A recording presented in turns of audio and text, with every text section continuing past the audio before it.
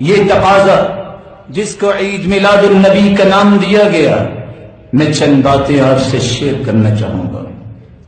قرآن مجید دنیا کی ہر زبان میں اس کا ترجمہ ہونے والا ہے، ہو چکا ہے۔ کسی ایک آیت میں اس کا تذکرہ اللہ نے نہیں کیا۔ احادیث کی کتابیں موجود ہیں، ترجمے ہو چکے ہیں، کسی ایک حدیث میں اللہ کے رسول نے اس کا تذکرہ نہیں کیا۔ ہو سکتا ہے کوئی کہنے والا کہے کہ اللہ کے رسول سے جب پوچھا گیا تھا کہ اللہ کے رسول آپ روزہ کیوں رکھتے ہیں سوموار کے دن، تو آپ نے فرمایا میں پیر کے دن روزہ رکھتا ہوں کیونکہ اللہ نے مجھے پیدا کیا اور اللہ ذل جلال نے مجھے مبعوث کیا۔ آپ صلی اللہ علیہ وسلم پیر کے دن پیدا ہوئے، وہ کون سا پیر تھا؟ آج اگر تاریخ کی ورقگردانی کرتے ہیں، ماہر ریاضی دان محمود پاشا فلکی جو ایک نام ہے وہ بیان کرتے ہیں، اللہ کے رسول صلی اللہ علیہ وسلم 20 اپریل 571 عیسوی 9 ربیع الاول بروز پیر صبح صادق کے بعد طلوع آفتاب سے قبل واقع فیل کے 50 دن بعد اس دنیا میں تشریف لائے۔ اگر آپ تاریخ کی ورقگردانی کریں، حسابات لگائیں، اس وقت جو مہینہ ربیع الاول کا تھا، اس مہینے کے اندر یا تو پیر 2 تاریخ کو آتا ہے یا 9 تاریخ کو آتا ہے یا 16 کو آتا ہے یا 23 کو آتا ہے۔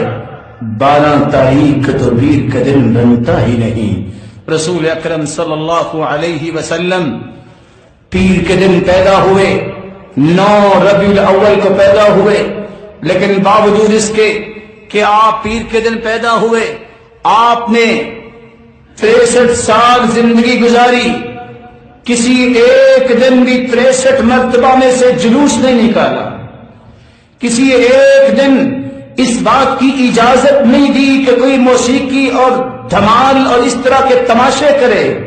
اللہ کے رسول نے ایسا نہیں کیا، روزہ رکھا ہے۔ اگر اس بات کو مان لیا جائے کہ اللہ کے رسول نے بھی تو خوشی منائی، ذرا جواب تو دیجیے۔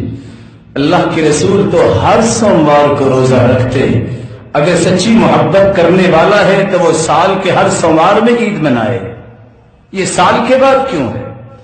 کہنے یصوم یوم الاثنین والخمیس، اللہ کے رسول ہر سوموار کو، ہر جمعرات کو روزہ رکھتے، وہ سال کے بعد تو نہیں رکھتے تھے۔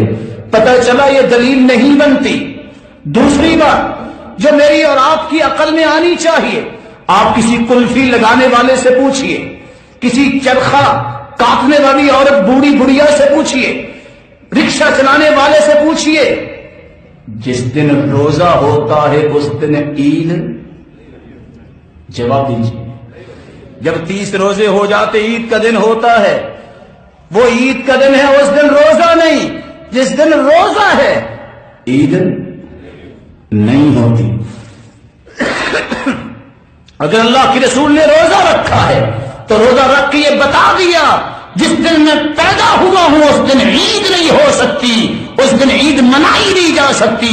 میں نے روزہ رکھا ہے، میری محبت میں سچے ہو، اس دن کا روزہ رکھ لو۔